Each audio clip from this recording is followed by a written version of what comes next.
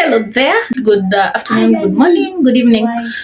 I don't know what time you get to watch this video, but I'm really excited because, as you can see, there's a figure on the wall, and that's what I'm turning tomorrow. Well, maybe by the time you see this, this is the last day of my 365 cycle of being 27, and I really thank God because the year has been quite good, and I just want to tell about it because I'm really grateful for everything that happened when I was 27, and I'm welcoming my new year with so much optimism, and I'm hoping that 28 will take from 27 and build me, or rather make me a better person. So looking back at my previous year, and I'm just looking at things that happened to me between April 2022 and this April of this year. It's been a lot that happened, a lot of very, very small things, a lot of wins, small wins, a lot of small fails that I won't mention, but I want to talk about achievements, or rather things that happened to me that I can actually, say that really that is something great that happened to me in the previous year.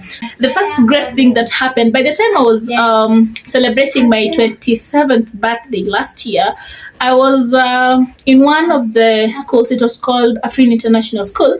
It was a starting school, but it was really vibrant and radical at the same time because the school was growing. But then, the challenges that come with having, a growing school. But then on April 25th, of course, after I did applications for a better school, I'm a teacher, just in case you didn't know, and attending interviews. So it happened that I was taking my son home because at that time I wasn't staying with him. So I was taking him home in readiness for, I think they was starting school or opening school, I think sometime in May. So he needed to be home. So while I was taking him on the 25th of April, I got a call from my current job station, and they were offering me the job, and they were asking when I could report. So that's the first greatest thing that happened to me last year. And what makes it special, it's the job that has given me the most stability, or let me say it's the most stable job that I've ever gotten. Since after graduation, I've had several jobs here and there. My first job was in 2019. I was in Kisumu. It was a public secondary school, 844 then, and I took that job 2019 until sometime in October when schools closed. I took students to the nationals. Yay! And it was the first year, by the way. The nationals, music national festivals at that time were in Kisumu. Nah, not Kisumu, but Nakuru. So I took my students to Nakuru. We had 3 items, I think. We had position 2 in 2 of them, and that was really a good achievement. When schools closed in 2019, I decided to come with my son. Of course, it's holiday. I used not to stay with him. My sister was staying in Nairobi at that time, so I joined her, and we were just there for the holiday. So when I was about to go home to take my son back, because it was I don't quite remember, but my parents once called me and told me, if you want to stay over there, because somehow I used to be here and about all the time. So my parents were like, if you want to go about with your businesses, can you please bring Kaden back home? So I had to take him back. But then during the period that we were here, a friend of mine told me, instead of just sitting in the house, why don't you go get your applications around? You never know, you might learn something in the city. And so I took out my papers. I remember on that day when I was dropping them, I was with Kaden. So I was just doing it as a leisure activity. And while I was taking him home, because my parents requested, I got a call from my first job in Nairobi. It was a call center. Oh my goodness. That's when I had an interaction with HR managers. It was rough until I quit. Unfortunately, after quitting, Corona set in. I stayed jobless for the better part of that year until August. Yeah, so August, my brother who stays at that time was staying in Zimmerman. So I went to visit him. While there as well, I couldn't just sit there. I decided to take my papers around, and that is when I found my first IGCSE experience. But it was a tuition center, and it was taking both students who were taking taking the IG system and the Kenyan system. So that's where I first got my experience in the current system that I'm in. So I worked there until April of 2021, and then from there I went to the school that I talked about, Afrin International School. From Afrin, that's when in April I got my current job. So things have been shaky here and about, and I thank God it's until last year, after I turned 27, that's when I got my first stable job. So for me, it's really something that I thank God for, because it has enabled me to do quite a lot of stuff, and I can actually say I'm a better version of myself than I was before. Secondly, something that happened next is after I got the job on May 9th, I moved into my current place where I stay now. And well, I was in Pipeline before, and I was just getting, really worked out with the kind of traffic that we're experiencing there. We're talking about, that is a place that is densely populated, and so of course, with the help of 1, 2, 3 people, I was able to move in to the current place, and I've been able to find a really serene environment to do all my stuff around here. So I'm not saying I'm at a better place, at the best place, but it's better than where I was. So I was able to move into my current place, and there's a lot of serenity. So it's really serene here. And then something else, I'm not sure of what happened in between May and May, June, July, August, but I think everything that was going on, it was just work related, because everything was quite okay until November 24th. On the November 24th of last year, I attended my son's graduation back at home. Remember, I said he stayed with my parents at that time. So they closed school, and he was graduating to grade 1, so from PP2 to grade 1. So I attended his graduation party or graduation ceremony. But then since he had closed school, I was actually to leave him there. But then, kids, he cried until I had to bring him with me. I wasn't even ready for that, but then I had to come with him. So I asked my friend Flora, wherever you are, may God really bless you. And we came here with Flora. She stayed with the kids, because at that time we were still going to school, because he had closed school, but I still had to go to work. We went to school, so we stayed with him the whole of November, the last days of November, and then the whole of December. They were to open school on January 23rd of this year. So of course we opened school on January 3rd. So he was here with my friend all along.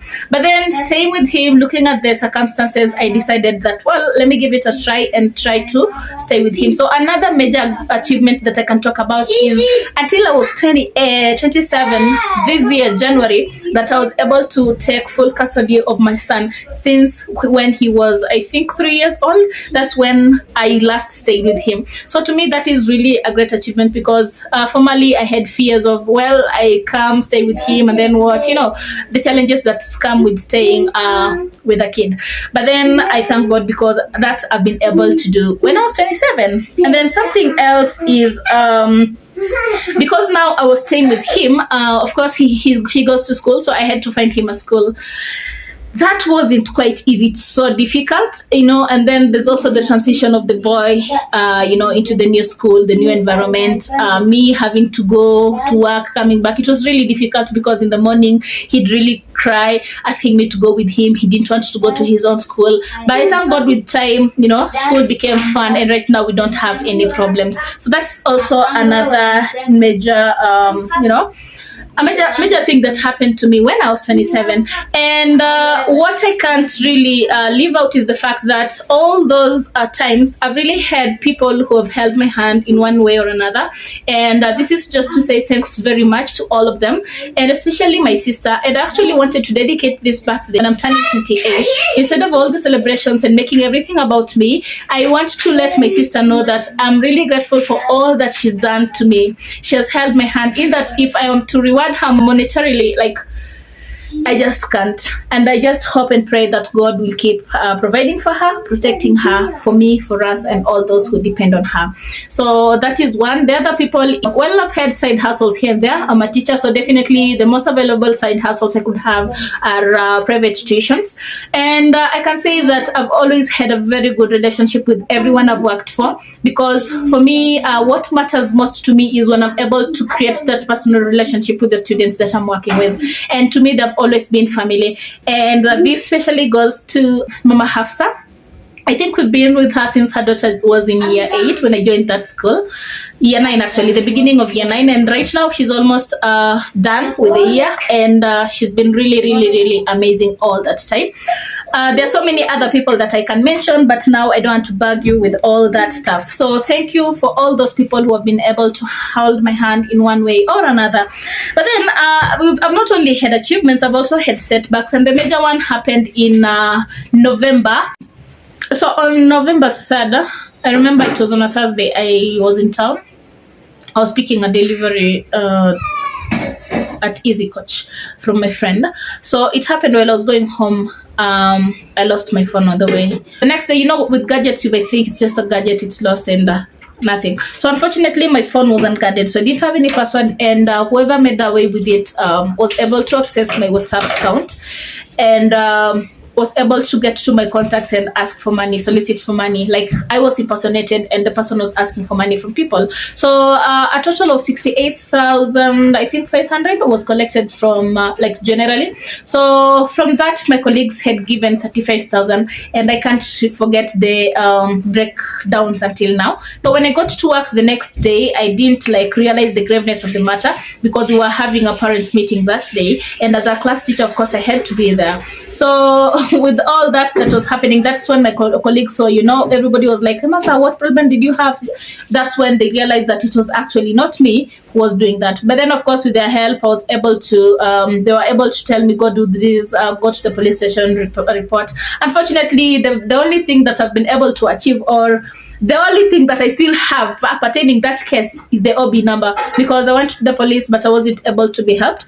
But then when I got to school the next day, on Monday, things had changed around. The same colleagues who were trying to, you know, help me with 1, 2, 3, tables had changed, and now everybody thought I was a con, and actually one of them even threatened me. So during that, it was really difficult. You can imagine, you have to work with people, then they don't even trust you. It was really difficult, and if I didn't quit my job at that time, then I don't think I'll ever quit a job for any other reason. So God help me. But I really cried I think I cried the much I've ever cried in my life, because you're imagining this is a work environment, and the school gave me, because they had turned tables against me, and like all of them, those who are involved, like those who sent the money, I can't remember anyone who didn't.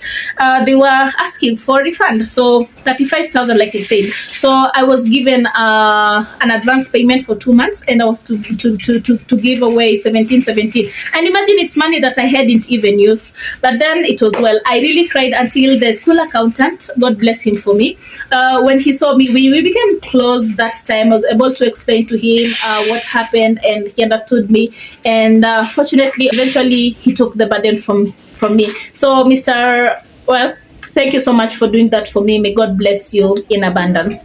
So from that time, anything that had to do with the teamwork at school, it really became a problem for me, because I was feeling all these people, when I had a problem, they couldn't stand with me, and yet I have to be here, pretend that we're a family. It was really tough on me. And whenever such circumstances happen, and one of them is, you know, when workplaces have, you know, secret Santa stuff. So I was given a colleague's name, and for the longest time I was wondering, do I do this or do I not, because my heart was not really into it. But then at the end of the day, I was able to do it, but it was so difficult for me to heal from that. And until now, I don't know, I'm not sure if I've healed, because such memories, they really madden me, because, well, the only question is, why did it have to happen that way? But I learned lessons, because at that time, my family really came through for me. My sister, the one I'm talking about, my mom, things were tough, but they were there for me. All the crying, I remember my mom told me, don't worry, until right now, you know, my sister was like,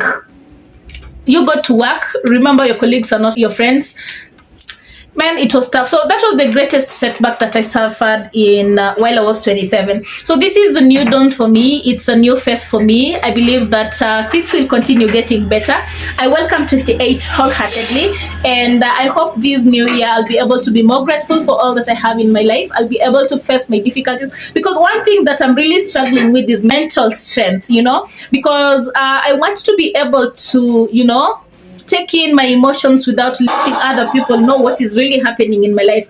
All that crying, because I'm the kind of person who can even cry before my students, because my emotions normally overwhelm me. I cry at very little things, and I also cry at the greater things. When I'm happy, I can cry. When I'm sad, I can cry. So that is something that I'm really struggling with, and I hope that this new year I'll be able to work on that mental stability, mental strength. Sorry, and then I'm hoping that I'll be able to pass love to all the people that I have. I'm hoping that I'll be able to give provisions to all those people who depend on me, and I'm hoping that I'll have love and happiness to myself as well in my new year 28. So thank you very much for watching this video, and you're part of the family, my YouTube family. For the few or many views that I get, I know that we're working this journey together, and mine is just thank you for all that. So let's keep doing this, let's keep being positive, and I believe that 28 will do me good, just like 27 did, and I hope for greater and greater achievements. So that is from me, Paps, from Insight with Perpemasa. Until next time, it's bye for now, and happy birthday to me.